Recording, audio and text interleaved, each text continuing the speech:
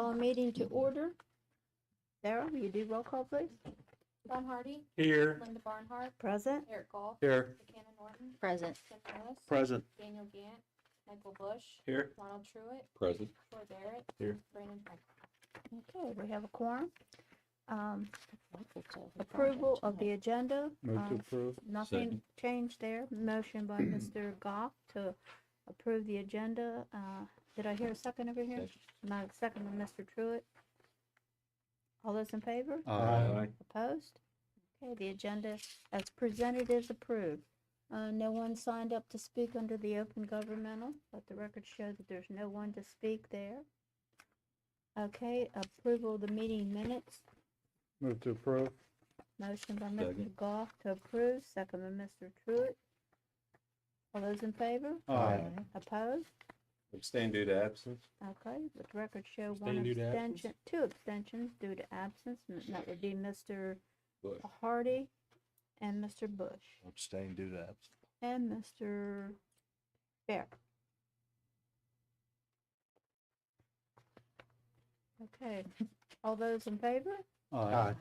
Opposed? And we have abstention. All right, the motion passed. All right, we have one public hearing this evening, and that's Seder Development. This is a public hearing for request for final plat approval. The project is Seder Residential Development Section 2, lots 45 through 96 and 139 through 172. The file is 2506-185. The developer's ILA Properties and the surveyor is Roberts Land Surveying. It's located in the Mill Creek District, tax map 6, parcel 16, and is located off Seder Drive near the intersection of Winchester Avenue and Jaredstown Road. This final plat proposes 86 single-family attached lots on 10.4 acres to be served by public water and sewer. The final plat meets the requirements of the subdivision ordinance, therefore staff recommends final plat approval contingent upon receipt of surety in the amount of $511,584 even. Plat to be released upon receipt of surety and developer's agreement. Okay, do we have anyone to represent Seder? Yes, Mike Roberts, represent the Okay. project. Thank you, Mike. Okay, this is a public hearing for Seder. If there's anyone in the room that wishes to speak regarding this project, now is your opportunity. Ask you come forward, state your name, address, and any comments you might have. If there is no one, I move to close public hearing. Let the record show that there's no one to speak from the public. Have a motion by Mr. Goff to close public hearing. Second. Second by Mr. Truitt. All those in favor? Aye. Opposed? Public hearing is now closed. Planning Commission members, how about you? Do you have questions of Mr. Roberts or of the staff? Hearing none, Madam President, I make a motion to, for final plat approval contingent upon receipt of surety. Plat to be released upon receipt of surety and developer's agreement. Second. Okay, I have a motion by Mr. Bush, second by Mr. Goff to approve the final plat for Seder Residential Development Section 2, lots 45 through 96 and 139 through 172. It will be approved contingent upon receiving surety in the amount of $511,584. All those in favor? Aye. Opposed? Motion carries. Thank you. That concludes the public hearing. The next preliminary plan approval is Oneida Ridge. Yes, this is a request for preliminary plan approval. The project is Oneida Ridge. File number is 2412-393. The developer is Panhandle Homes and the engineer is Fox and Associates. It's located in the Hedgesville District, map 19, parcel 2.1. This site is located on the south side of Winter Camp Trail, approximately a quarter-mile west of Mountain Lake Road within the Woods subdivision. The developer is proposing 22 villa lots and one single-family detached lot on 9.84 acres to be served by public water and sewer. At the September 3rd, 2024 Planning Commission meeting, the developer was granted a waiver to Section 801, Table 8-1A8, to allow for the required parking spaces to be provided on lot. At the March 17, 2025 Planning Commission meeting, the developer was granted a waiver to the 2023 Stormwater Management Ordinance, Section C, Stormwater Quantity Control. On October 3rd, 2025, County Engineer Doug Smith deemed the above-mentioned project compliant with the subdivision ordinance. The preliminary plan meets the requirements of the subdivision ordinance, therefore staff recommends advancement of the preliminary plan to the final plat stage. Okay, do we have anyone to represent the project?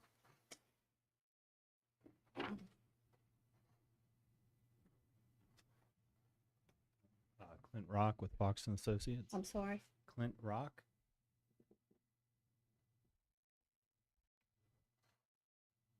Planning Commission members, do you have a question of Mr. Rock or of the staff?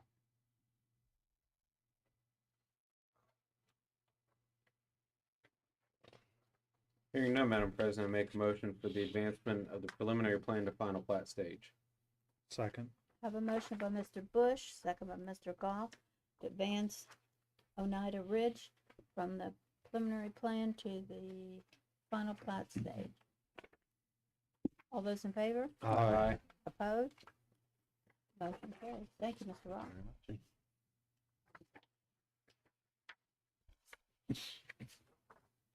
The next project, final plat determination, Jackson Hills. Yes, this is a request for final plat determination. The project is Jackson Hills Phase 1.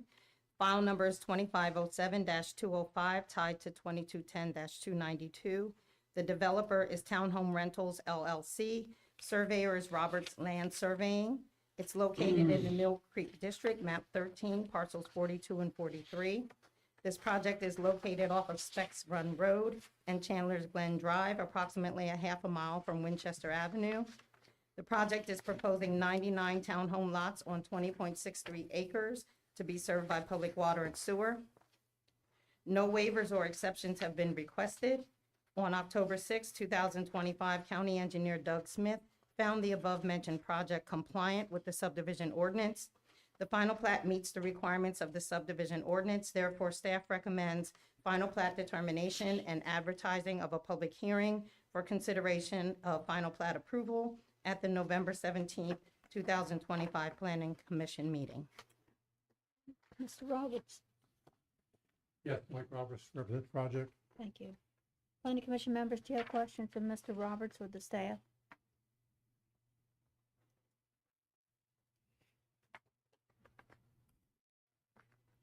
There's no questions. I'm ready for a motion.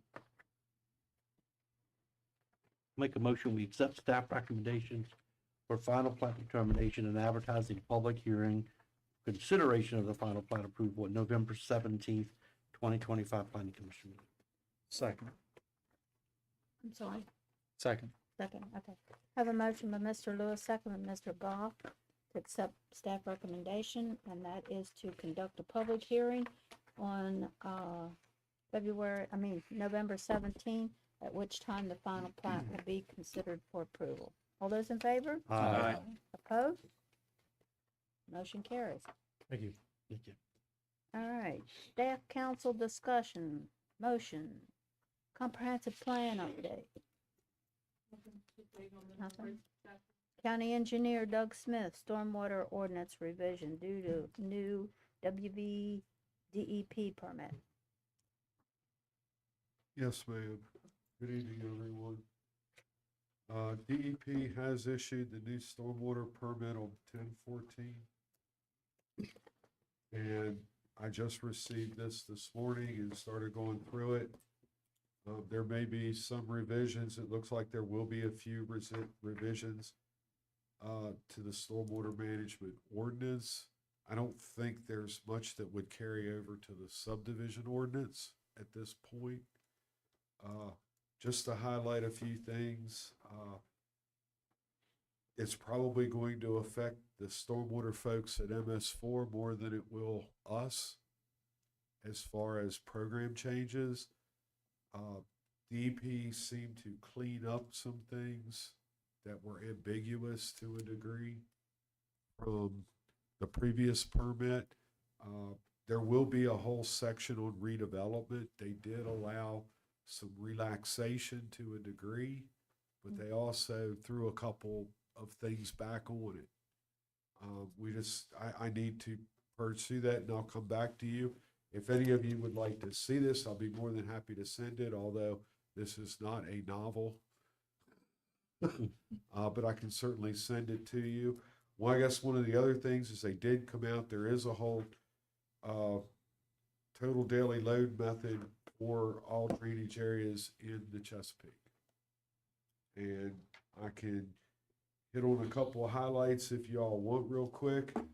But basically in here, they do call it out the Chesapeake Bay area, so that will affect us.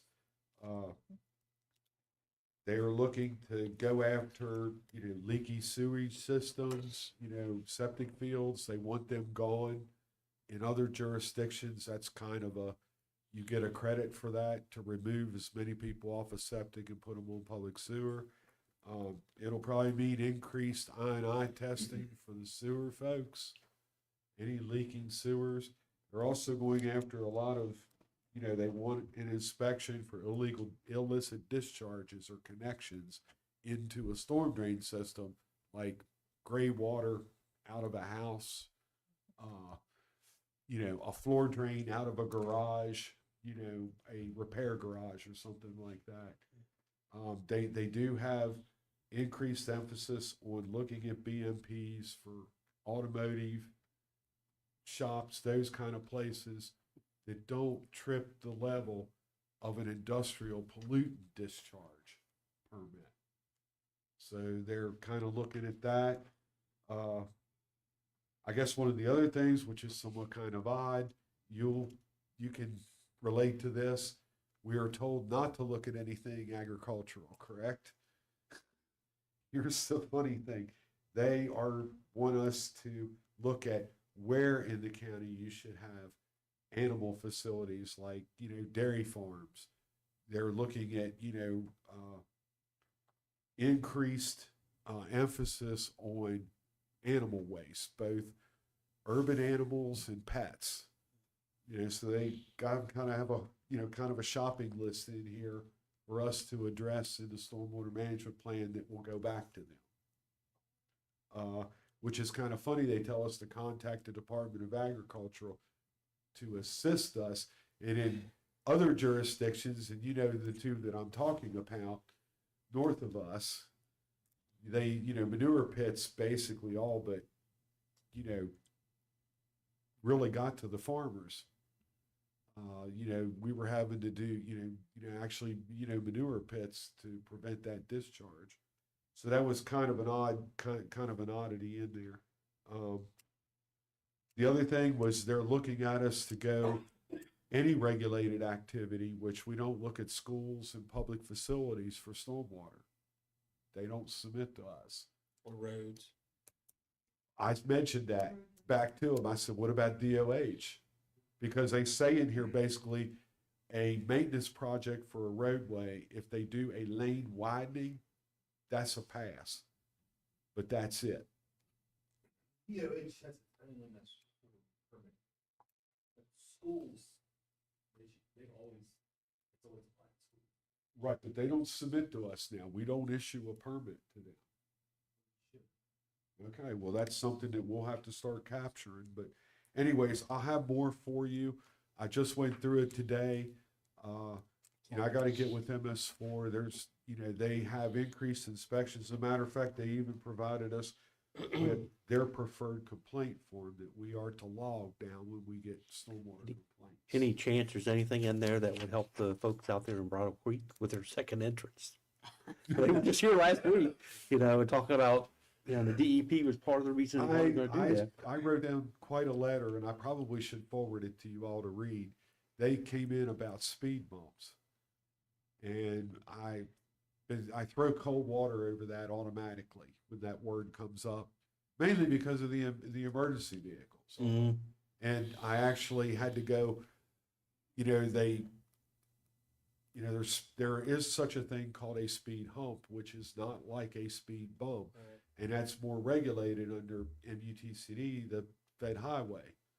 And we actually have design standards for those. And I wrote them a letter. I tried to get them away from these speed bumps, but they're gonna do what they wanna do. And they're an HOA, so it's their streets, but, you know, I put the data in there that there is actually a study out there by, USDOT that they did, that actually shows that there's a delay on the fire truck and even a larger delay on the ambulance carrying a patient. So I was hoping that that would help. But anyways, that's kind of where this is going. There, more than likely, there will be a revision to the stormwater ordinance. I don't think with the mechanics of it, of right now, we regulate the 2 to 10 year storms, and that's your control storms, and they must convey the hundreds safely. I don't see any of that. They did they kind of came out in here and said extended detention, infiltration. They actually say it, whereas before in the old manual, they never said that. And it was some of these larger projects, like with the data centers, with the big the terminal facilities, you can't do it without it. And we were going ahead and doing it because it's the only way you could do it. You would have to buy property as much as what you just built the building would to be able to do water quality by, you know, the methods that they say. So we, you know, there is some of it in here is more of a cleanup, but we'll just have to go through, and that's kind of just do the scrub and then get with MS4. But just letting you know that that will be coming, and we have 6 months before it goes fully compliant.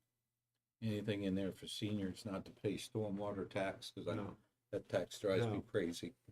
No, and I don't know if the, But the you know, area, the area is going to, it's not a county-wide permit now. It's a urban area permit. It's not a county-wide permit. Permit's always been, just the urban aspect. Right. County commission had it at countywide, and then in 2023 reduced both the size of the MS4 and what it applied to. It used to be 5,000 square feet of impervious, now it's an acre. So it drastically reduced what the MS4 actually. yeah, we took North Mountain out the last time. Anything west of North. But we Mountain. still needed this new permit to be able to do that. We've been waiting on this permit for 3 years. Disagree. Well, that's a policy decision. I mean, it's. I've done these in other jurisdictions or municipalities, and this is, I mean, as a matter of fact, back here, the reference, they give you the 2 preferred manuals to go read, Virginia and Maryland. It's literally in the back here, which I thought was, you know, surprising. But anyways, I'll let you all know. I'll send out the stuff tomorrow. If you want to read it, great. If not, you know. You know, in Berkeley County, we probably have as many operating or functioning farms as you could count on your 2 hands. Some of them have manure pits, but I think somewhere along the line, and I can't recall the exact language, but a lot of water, groundwater contamination comes from farms and animals. Yes, well, the water, you have to do testing now. Yeah, I will understand that, but the 10 farms, functioning farms we have in Berkeley County, are they not going to be subject to this new document? Or only if someone calls and said, hey, the dairy farm next to me is spreading cow crap on the field? The only thing I can tell you at this point is I need further definition or a further conversation because, like I said, when someone shows up with an agricultural letter from the Secretary of Agricultural saying this project is exempt, they usually state it's exempt from the building code, but that's always been taken in here as it's exempt from most everything. You remember, I mean, we had one person in here and MS4 did try to regulate that distillery. And we all got called on the couch. Well, yeah, But that fell under the agri-tainment. We've had I mean, that agri-tainment bill, micro facility, Yeah. a large facility, and they got exemption from the ag department. That's probably the most recent one. And that's for Building. the building code, stormwater is different, that's all under, the Clean Water Act, so it's pollutants from non-point source agricultural facilities. not for the agri-tainment bill. Not for the Yeah, they exempted everything. everything. Agri-tainment bill is exempt. All local everything. jurisdictions codes are Agritourism. It big. did have to do with- Right. that had to do with liability. Mhm. Yes, you're right, yeah. Well, I'd really be interested, Right. once you get to that point where it deals with agricultural waste, be really interested in how you read that, because, you know, we get so much grief from various people says, you know, you're getting rid of all the agricultural, you know, building houses. I mean, I hear it almost weekly. Well, they suggested here that like it, you know, would be, one for Laura would be the comprehensive plan, that you should begin to designate areas of the county where, you know, large livestock operations would be suitable, where you have a rather impervious soil, you don't have a shallow groundwater, you know, you would definitely would not want to farm next to the Opakin or the Potomac. You know, that's where they were kind of going, or they were saying you need to pick your buffers larger. You know, there's a lot of different ways to skin the cat, you know, when it comes to that. But I think some of it, you know, it may just be in the stormwater management plan that goes back to, you know, DEP. We may have to kind of, you know, play with some of those other options. It's kind of like the pet waste. They run down through it and say, well, you should have, you know, stations with the little baggies in. You should have signs up. You should do education outreach. You should, you know, they have, just like all things, you shouldn't put a doggy park right next to a stormwater facility.